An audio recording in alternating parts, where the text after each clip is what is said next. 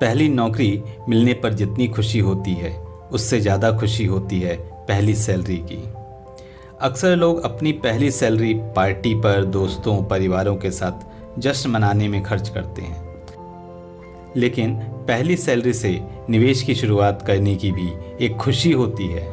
लेकिन नए निवेशक के तौर पर ये तय करना बड़ा मुश्किल होता है कि कहाँ इन्वेस्टमेंट करें, कैसे करें, कौन सा बेस्ट इन्वेस्टमेंट रहेगा। तो आइए आपको बताते हैं कि पहली सैलरी से निवेश की शुरुआत कैसे करें। पहला है म्यूचुअल फंड। पहली सैलरी आने पर आप निवेश के लिए सबसे बढ़िया ऑप्शन म्यूचुअल फंड चुन सकते हैं। यहाँ पर आप सिस्टमेटिक इन्वेस्टमेंट प्लान यानी कि सिप से शुरुआत कर सकते हैं।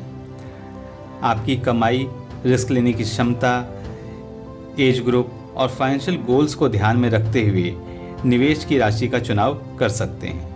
साथ ही सिलेक्टिव हाउस फंड और अलग अलग स्कीम्स की स्टडी कर सकते हैं।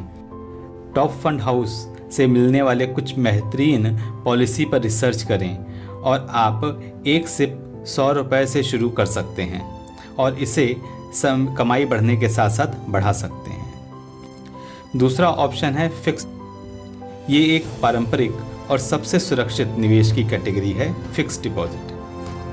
आप इस ऑप्शन को भी चुन सकते हैं। ये उन लोगों के लिए सबसे अच्छा ऑप्शन है जो बिना रिस्क के शुरुआती सैलरी का निवेश करना चाहते हैं। हालांकि एफडी पर दूसरे निवेशों की तुलना में काफ़ी कम ब्याज मिलता है, लेकिन ये सबसे सुरक्षित विकल्प होता है। फिर है पब्लिक प्रोविडेंट फंड, जिसे पीपीएफ भी कहते हैं। भारत सरकार की सबसे पॉपुलर स्कीम है। सुरक्षित निवेश के साथ साथ आकर्षक ब्याज भी मिलता है। साथ ही कंपाउंडिंग का फ़ायदा 20 साल में आपको करोड़पति भी बना सकता है। इसमें आयकर अधिनियम के तहत आपको टैक्स में छूट भी मिलती है।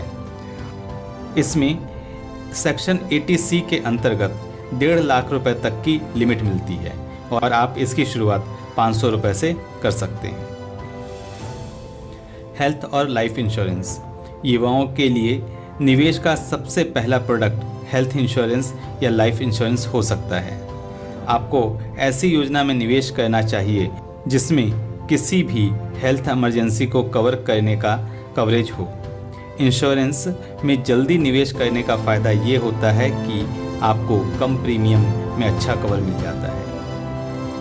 इमरजेंसी फंड को लोग जनरली सीरियस नहीं लेते हैं, लेकिन कभी कभी कुछ संकट ऐसे आ जाते हैं जिसमें ये इमरजेंसी फंड ही आपके लिए सहायता के रूप में साबित होता है। जैसे कोविड के समय में कई लोगों की नौकरियां गई, स्वास्थ्य का नुकसान हुआ, तो अप्रत्याशित खर्चे सामने आ गए।